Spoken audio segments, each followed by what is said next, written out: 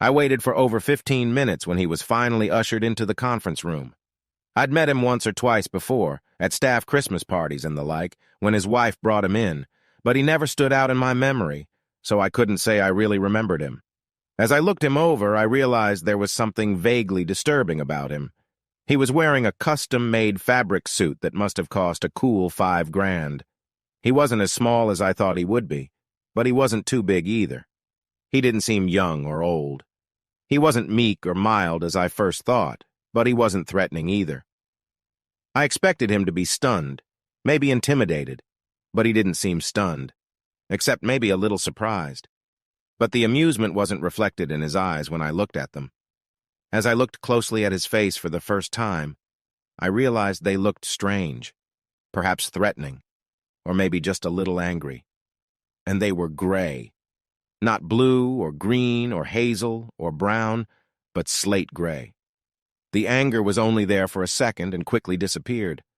For some reason, perhaps instinctively, I realized that this probably wasn't going to go the way we expected. I wanted to try to keep things professional, at least as much as I could, given that the reason we were here was because his wife was sleeping with my boss and our firm was representing her in the divorce. I didn't like doing this, but I knew that doing a good job here would go a long way toward getting my boss's support at the next partners meeting, and I was prepared to destroy this man if I had to. I was a little surprised that he agreed to the meeting, and even more surprised when he showed up alone without a lawyer. "Mr. Smith, as you know, we are representing your wife in her divorce suit against you. We thought maybe we could come to some sort of agreement privately instead of fighting it out in court. Are you sure you don't want an attorney present?" He just looked at me politely. "No need," he said. "There's really nothing to argue here." It was just the two of us in the conference room, he and I, his wife having decided not to attend the meeting. At least not at first. "Do you mind if I record the meeting?" I asked him. "Of course, if you would be so kind," he said, pulling a small object from his pocket, which I assumed was his own tape recorder, and placing it on the table. "Okay, first of all, the financial report you've given us is totally inadequate. You don't list any assets. House, car, bank accounts, nothing listed here." He just sat there looking at me. "You don't have an answer?" "I'm sorry, was that a question?" It sounded like an unanswerable statement. "Why isn't the house listed as an asset? In this neighborhood, they start at $5 million and go up fast." "The house doesn't belong to me. It belongs to a friend. I just live there." "Your wife was under the impression it belonged to you. She said she was with you when you bought it." "Yeah, well, I was under the impression she was in love with me, and we can see how that turned out. It seems we were both under a series of false impressions. You understand, Mr. Smith, that concealment of assets is a crime, and if you file this financial report in response to our complaint and it turns out to be false, you will be prosecuted." He didn't seem concerned at all. I always watch my eyes in any negotiation, and for that matter, his eyes returned to their slightly surprised expression. I almost got the impression that he was enjoying it. "I guess Jim, by the way, can I call you Jim?" "Yes?" "Okay. I assume you researched the owner using court records and found that the house is owned by a corporation. That corporation is owned by a friend of a friend of a friend who allows me to stay in the house. So as you can see, it is not my property." "Yes, we checked. The house is owned by a shell company that is owned by a shell company that is owned by another. We haven't traced it all the way back to you yet, but I bet at some point we can trace it back to you. You know, if I were a betting man, I'd be happy to take your money. I think if you trace it back far enough, you'll find that my friend of a friend of a friend is an elderly retired gentleman who bought it for investment reasons." "And could you give me his name?" "Actually, no, I don't know that. I'm sure if you spend enough time and resources you can track him down, but try not to annoy him in the process. It's never a good idea, but I know he lives in Colombia." He let the word hang there. People from Colombia who have between $5 and $10 million to buy a house for someone else should never be annoyed with you.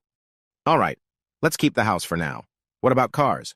Your wife lists 14 different cars, including 2 Rolls, a Bentley, 3 Shelby Mustangs, a Jaguar XK120, and an assortment of what she calls everyday cars, including a Ferrari. Yet I don't see any of this on the list of assets. In fact, if my wife bothered to check, I don't own a single car. Then again, they are all owned by different corporations, and I'm just the caretaker. I drive them and take full advantage of them, but I don't actually own them. Honestly, she's never really checked anything out. She's easily distracted by pretty trinkets, fine dining, beautiful clothes. As long as we went to the best restaurants and she had a chef to cook and a maid to clean, she was happy. But they're all employees like me. And she's easily distracted. Let's talk about your job. You eat at the best restaurants, drive a Mercedes, Bentley, or Ferrari, your suit looks tailor-made, and the suit alone must cost over $5,000, yet you list an income of $64,000. Do you seriously expect me to believe that? A bit like my wife's impressions, I'm not responsible for your beliefs. She has her opinion. You have yours, but to me, I'm just a simple caretaker. Your wife says you travel quite often on business. She says you're gone from a few days to a week at irregular intervals. What type of custodian travels so often on business? Always first class, as I understand it? And that's just the $64,000 question, isn't it? But the question for you is, do you really want an answer? His eyes grew sour and the fun disappeared. Suddenly, I didn't want an answer, and I wanted nothing to do with this sad business. But my course was set, and I couldn't change it now. Would I want to? Maybe not, but my client and my boss would insist that I get it. Fair enough. You're the middleman here, aren't you? So I'll give you some friendly advice. Before this is over, there will be damage done, and if you don't want to become so-called collateral damage, I suggest you take a vacation. It may take a few weeks of vacation. Have you ever seen a cat playing with a mouse? What? A cat playing with a mouse. Pay attention. You see, the cat knows it is going to eat the mouse. Even the mouse eventually figures it out, but the cat keeps letting it run away, and the mouse keeps running away.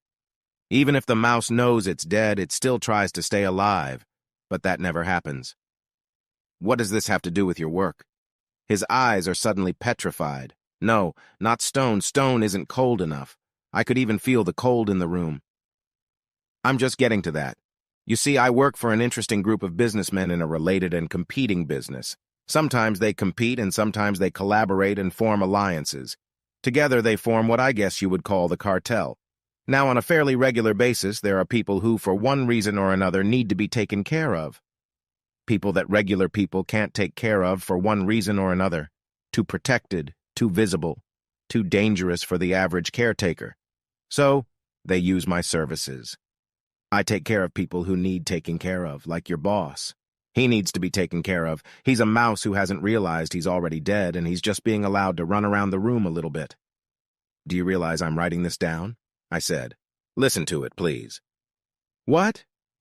He pointed to the tape recorder. Listen to it, he repeated. I pressed stop, backed up a few minutes or so, and pressed play. There was a white noise coming from the built-in speaker. He picked up the device he had previously placed on the table.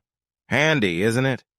Mutes all VCRs and audio devices within 500 feet. He slipped his hand into his jacket pocket, pulled out an envelope, and held it out to me.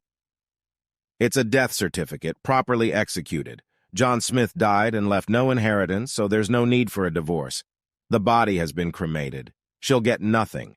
Tell her to run away from me. I won't look for her. I have few feelings left for her, but if I come across her, she will die. She has 12 hours to bury herself somewhere. Tell your boss he's a mouse and the cat is playing with him. When the cat is done, he's dead. He can run away, he can try to hide, but he's already dead. If she is with him when I come to get him, she will die with him. Tell him that if he makes it easy for me, I will do it quickly, but if he resists, I will do it slowly and painfully. Tell him that I hope he has the courage to try to fight, as I prefer to do it slowly and painfully. I suggest you take this week off. I don't think it will take much longer than that.